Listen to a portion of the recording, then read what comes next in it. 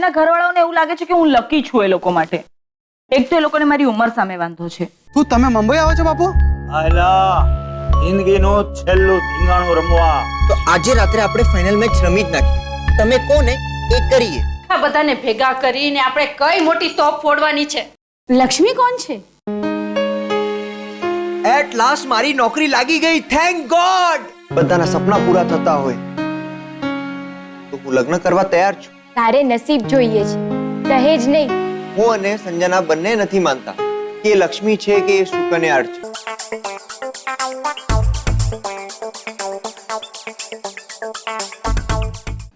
પણ હું માનું છું, કવિતા મને બોલવા દે. હું માનું છું કે સંજના આ ઘર માટે નસીબદાર અને શુકનિયાર તો છે જ, અને એની મારી પાસે સાબિતી પણ છે.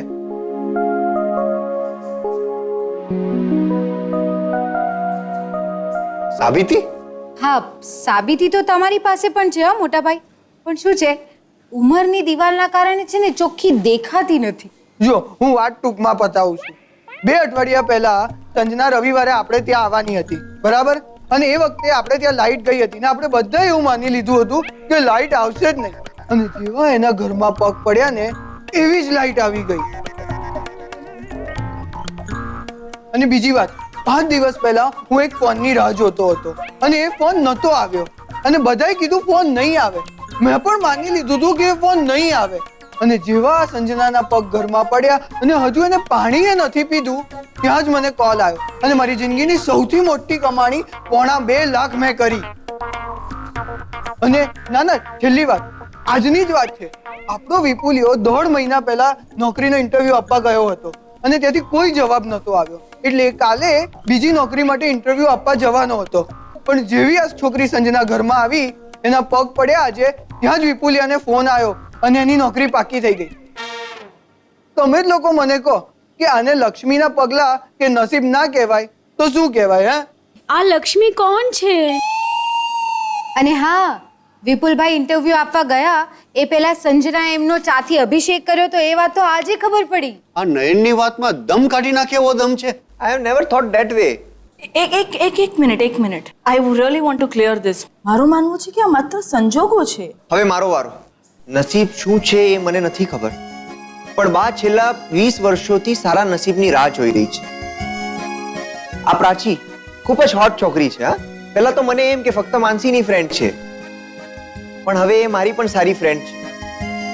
મને ગમે છે પ્રાચી, અને તમને બધાને ખબર છે અને મને ખબર છે કે પ્રાચી મને ખૂબ જ પ્રેમ કરે છે. પણ શું હું પ્રાચીને પ્રેમ કરું છું? મને નથી. અને આ સંજના, અમને બંનેને નથી ખબર કે અમે એકબીજાના પ્રેમમાં શું કામ પડ્યા. અને પડ્યા તો એકદમ જોરદાર પડ્યા. હું સંજનાને ખૂબ જ પ્રેમ કરું છું. હવે ફેસલો તમારા હાથમાં છે. તમારે જે કરવું હોય એ કરો. તમારે મારા લગ્ન પ્રાચી સાથે કરાવવા હોય તો એની સાથે કરાવો, કાં તો સંજના સાથે કરાવો. પણ હા, જો મારા લગ્ન પ્રાચી સાથે થયા તો એ અરેન્જ મેરેજ કહેવાશે, અને જો સંજના સાથે થયા તો એ લવ મેરેજ કહેવાશે. એ તો ક્લિયર જ છે. વિપુલભાઈ છે ને બહુ સ્માર્ટ ગેમ રમે છે. હા, પણ જ્યોતિષીએ હવે જ્યોતિષ તે લેવા ગયો. હવે તમારા વિપુલિયાની ખુશીમાં જ અમારી ખુશી, અમારા નસીબ. અને વિપુલિયો સુખી તો અમારા શુકન. બસ વિપુલ હસતો રહે ને એટલે આપણે બધા ખુશ. વિપુલિયાની પસંદ જ આપણી પસંદ. સુખી રહો.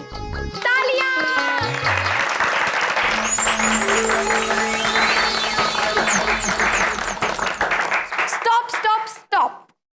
તો આ હતી અમારા ઘરની સ્ટોરી. આમાં કોમેડી, ટ્રેજેડી, સસ્પેન્સ, એક્શન બધું જ હતું. પણ હવે ક્વેશ્ચન એ છે કે શું વિપુલ ચાચુ સંજના સાથે લગ્ન કરશે? અને જો કરશે તો પ્રાચીનું શું થશે?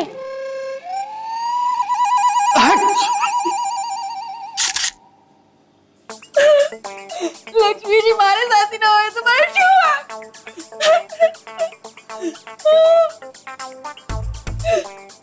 मैं मेरे विप्स को संजना को बिल्कुल नहीं दूंगी.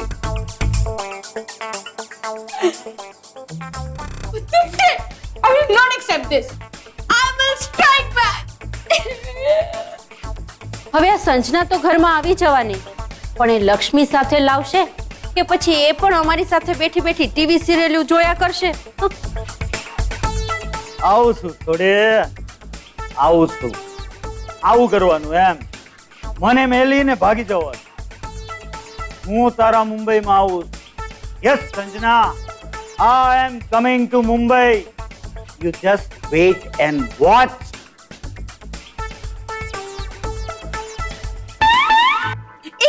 એક મિનિટ એક લાસ્ટ પ્લીઝ. તમે એ તો કહ્યું જ નહીં કે આ 25 વર્ષનો સેક્સી કિડ અને આ 32 વર્ષની aunty. Shut up you kid. હા તો આ બંનેની લવ સ્ટોરી કેવી લાગી અને આ લોકોના લવ મેરેજ કેવા રહેશે?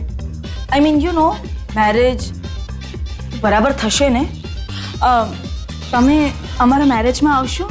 પૂછવાનું થોડી આવશે જ. ચુમેશ please my love.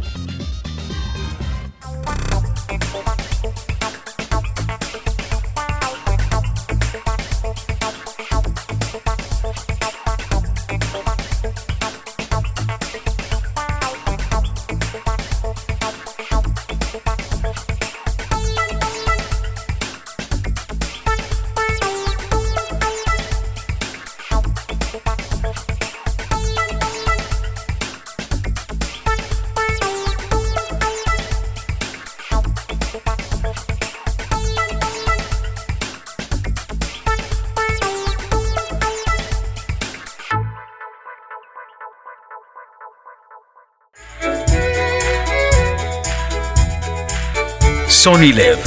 We live to entertain. Download the app.